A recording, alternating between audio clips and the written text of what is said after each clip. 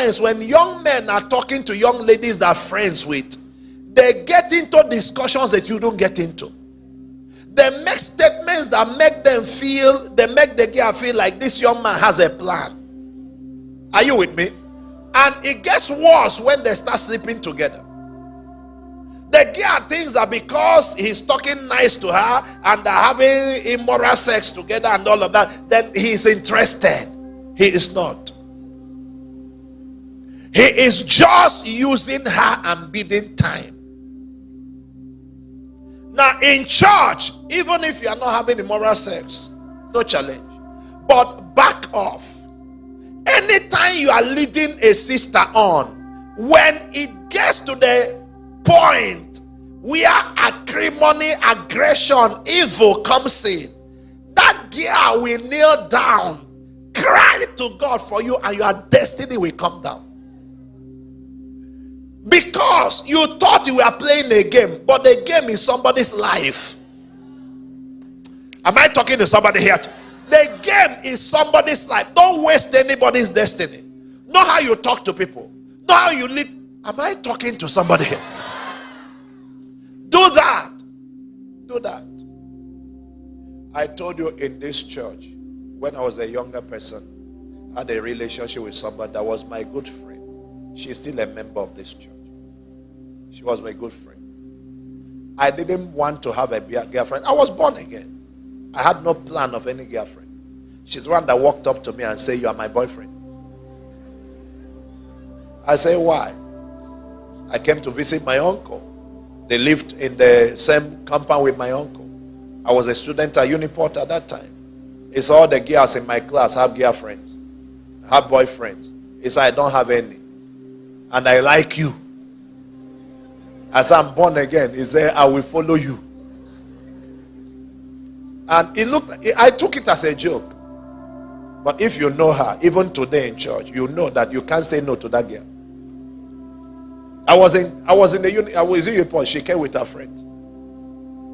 The same way she behaves in church here is the same way she behaves everywhere. Just appeared in the campus and started looking for my room. And I found my room. And they came. "What are you doing here?" He said, "I brought my friends so that my boyfriend can take us out." By fire, by force, I took them out. But you see, after some time, I really started liking her a lot. You're not hearing me. I liked her a lot. And we became friends. But I had my boundaries because I was a Christian. Are you with me? So go everywhere and all of that. But there's something I knew about her. She had hot temper. And she can talk. And those two things are things I can't live with. You're not hearing. One day there was a fight, a quarrel, not between me and her, between her and somebody. I was coming, they were calling me. I said, "This person is fighting." I came. I'm not talking about talk fight. Physical fight of tearing clothes. I came in. I saw her. I grabbed her. I took her into the house. I said, "What?" I said, "You can fight."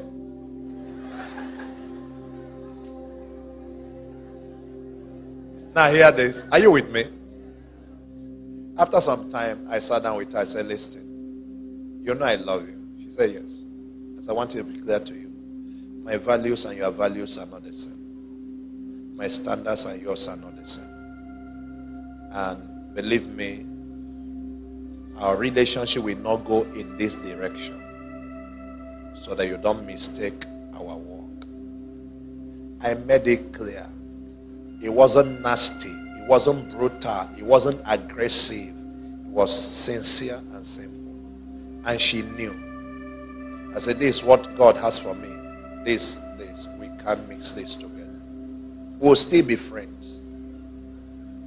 When I was getting engaged, I had to go and tell her, "I saw somebody." "Where is the person? Can I see the picture?" I brought the picture. "Okay, bring the person. I want to approve." She wasn't part of everything we did. But she knew I wasn't going to marry her. She's in this church now. She's my friend till forever. But not a nasty. So if you lead somebody on, you have a lot of baggage to carry. Am I clear? So